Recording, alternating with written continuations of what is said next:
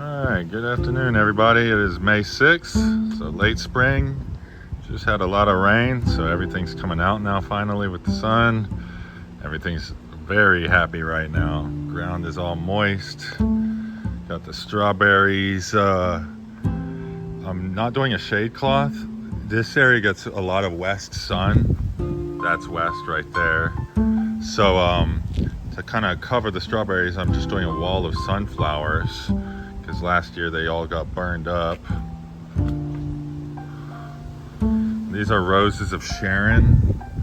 They look incredible. You guys are doing real well right now.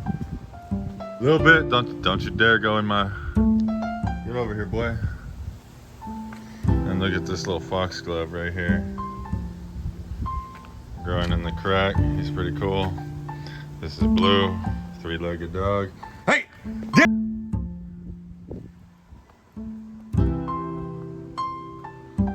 Sorry about that.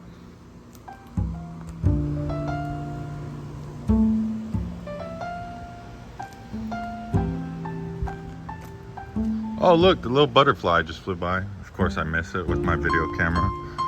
It's so elusive.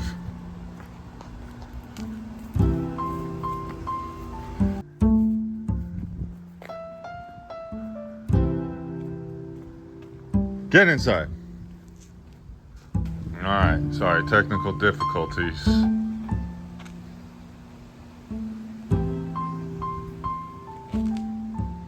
So the two blueberry plants.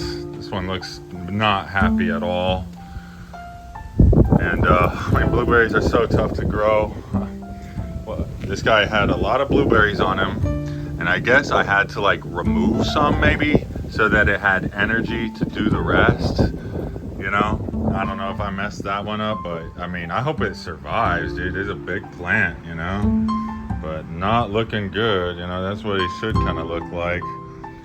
You know, I still have green here, so we'll see. What I did was I transplanted this guy and I really acidified the soil because that's what they like. But maybe I just did it all too, you know, too much stress while it was also producing berries. So that's kind of my guess on that. Just a big learning process with these blueberries. They're so tough. Banana plant hasn't really changed much in a year, but I think this summer he'll really take off. We got figs. Do have some figs up here. Some figs doing good. We got some lettuce, and I think there's some arugula somewhere in there as well. All of these little guys, that's basil. I might try to like dig some up because that is really poor spacing, as I always do. You know, I just throw seeds down. I don't have time to like be putting them down all proper or whatever. Here's the cilantro and some of it that I need to wash. Damn it.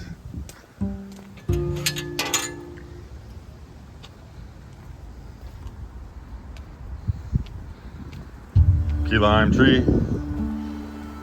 I got this for free, the Fuji apple. I give it to a neighbor or my brother, whoever decides to take it. You know, I got plenty of citrus trees and about everything else, so apple is like the one that I really want to have. And they're more cold hardy too, so those ones like won't die. Whereas citrus, you know, like this guy right here, gonna have to get covered every time. There's a blackberry I got for free. And then, you know, I have a couple blackberries in here. Some more sunflowers coming out. This section just looks incredible. So really happy with the way this section's coming out. And pretty soon all of these are gonna have sunflowers. Sunflower there, just in the middle of nowhere. This is an in-ground blueberry. He's starting to finally go well. You know, now my grape, this guy is falling off his little trellis. I have to fix that. Sorry, I'm doing it on camera. Yeah, we'll get that guy situated. Indian blanket flowers. I forget what the yellow ones are called. Candy tuft. You know, this section's just really neat. And I got grapes back here. You know, if you see, I think the angle from the other side is better. I should have shown that. But I'll do a quick aerial pan.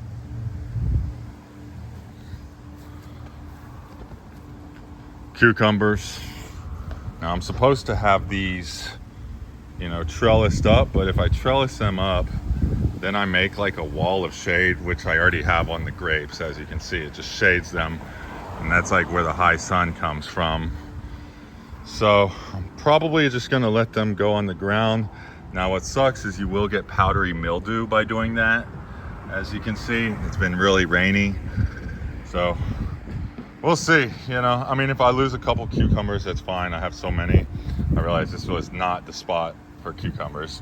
Or maybe it is because I have so many. They seem to be doing real well there. Little baby rosemary. You know, these Asian lilies only bloom for like 2 weeks out of the year, and they're so useless. But, you know, they look beautiful when they do bloom. And then here, this guy's not very happy right now. Maybe he got too wet. But these are beans or peas. Yeah, that guy does not look happy at all. I think it got too soaked. You know, it's just on the ground. It needs to be propped up. Every now and then you get these little acorn trees. I've gotten real good at pulling them. And here's another bean or peas. Little pea pod. That should be delicious. My blackberries.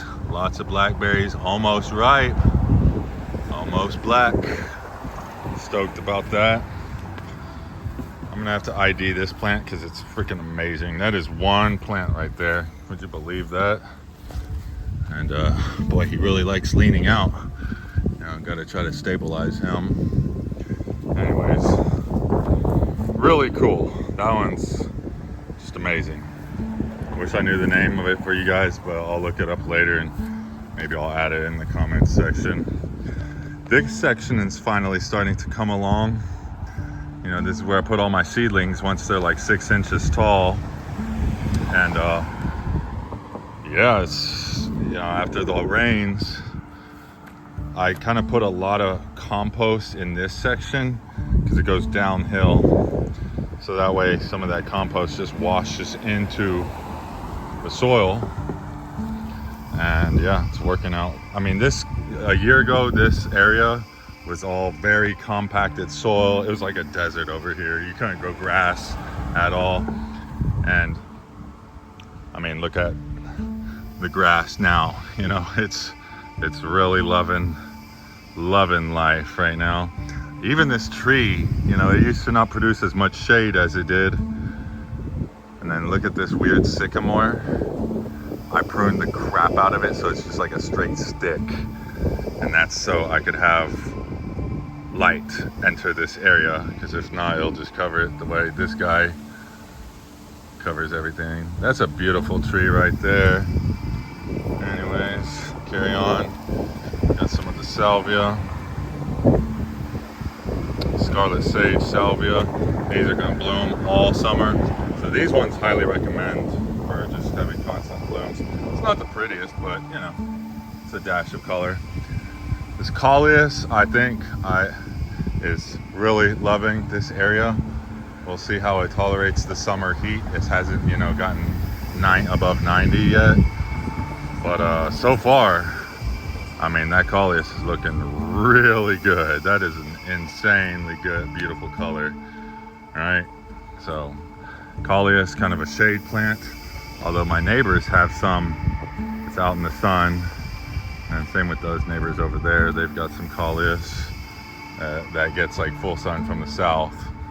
I don't know. I think mine will end up doing better in the long run once the summer hits. All shaded.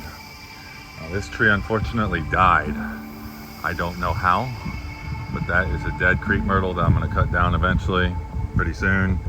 And that is a live crepe myrtle. So I lost the twin formation. Kind of sucks, but you know, you got all these sprigs. I asked myself, did I try to maybe poison the sprig and then it killed the whole tree? I don't think I did that, but that's maybe a possibility of what happened. But this is the thing about crepe myrtles is, man, they be creeping. They want to pop up everywhere. You know, this is more creep myrtle. So, you know, I think I gotta just like full kill this guy. Because if not, they just send runners up everywhere. They're ridiculous. You know, I have another section where there's a creep myrtle running underground and just decides to randomly pop up every now and then in my flower beds. It's so annoying. Citronella or scented geranium. Look at this guy, he's massive.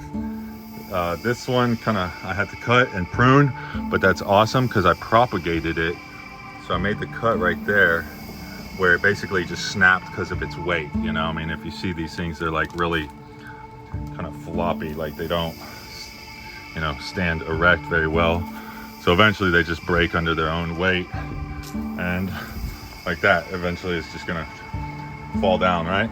And when it does, I'm just gonna propagate it. You know, I can just take cuts like there, you know, and just leave one leaf on, and yeah, make a lot more scented geraniums.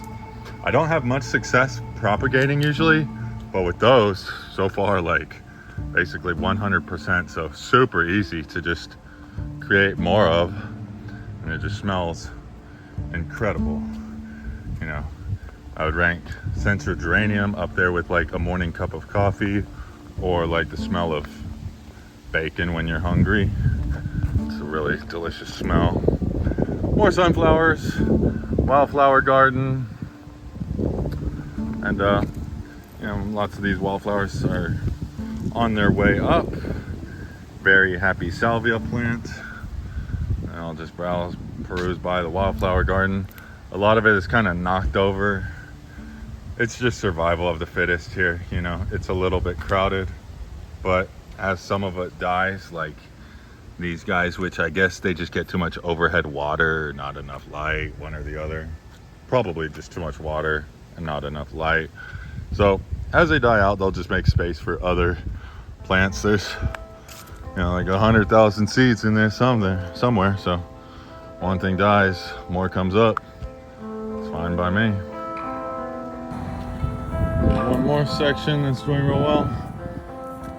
I forget what I put here. It's like either English daisies or bachelor buttons or Sweet Williams. I think it's the Sweet Williams. And then you got some hollyhocks there in the back. We'll see. Looking awesome. They should look real cool if they grow tall behind the statue. Another angle of the fig. Just in this direction. Lovely little walkway. I really enjoy walking through my garden every day. This is why I yell at dogs. Don't mess with it.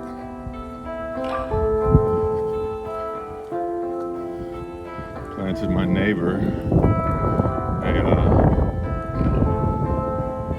a Persian lime. I think that's the ones for your drinks, yeah. And I got some sunflowers going here and some other wildflowers. It's just masked this really hideous fence. And this is the avocado tree I planted for my neighbors. Really stoked about that. Probably the most stoked actually, because I eat avocados every day. And I don't really eat an orange every day. So if that thing ever produced like a lifetime supply, that would be great. And this is a peach tree I planted for him, Florida peach. Probably might survive a light frost, but I'll probably have to cover this should we get any kind of freeze. But yeah, I know that peaches need some chill hours, but he's got a pretty good shape, you know? And eventually I'm gonna prune him to only have like 3, you know, main branches. And so I kind of put him in a way that he'll catch the most light. So he's doing real good. Another view. Sometimes that wide angle shot works out the best. And one more section that I wanted to show y'all. Oh yeah, how could I forget my little mulberry plant? I don't know if y'all saw that, but that's a mulberry plant. Kind of like a blackberry, but much different shape. Huge leaves, really cool. This guy just looks amazing, doesn't he? How beautiful. Like a giant hibiscus sunflower up close. Really beautiful sunflower. And then this is a lot of sunflowers right here. This soil right here really sucks. So sunflowers should help with that. These are some random plants that I think are gonna be tomatoes. I'm not sure. That's what they look like. But I didn't plant them thinking they were tomatoes. And lastly, this is the better wildflower garden in my opinion. And we have the wisteria here. Not in bloom, so it looks kind of ridiculous right now. And then a little grape tree. That's a real happy Concord grape right there. And here's my peach tree. So not my neighbor's, but basically he went dormant for so long I thought he was dead. So I bought another one and then he came back. So I was like, okay, well, neighbor, I have a peach tree for you. And wow, that's weird. Look at this little sap thing. That is sticky. Interesting.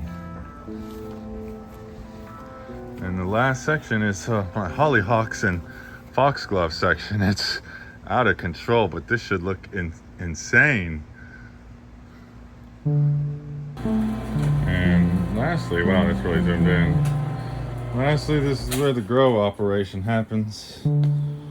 This is all creeping thyme. I'm trying to start, basically just trying to get rid of grass and do creeping thyme. It'd be way cooler if I had like some creeping pink stuff.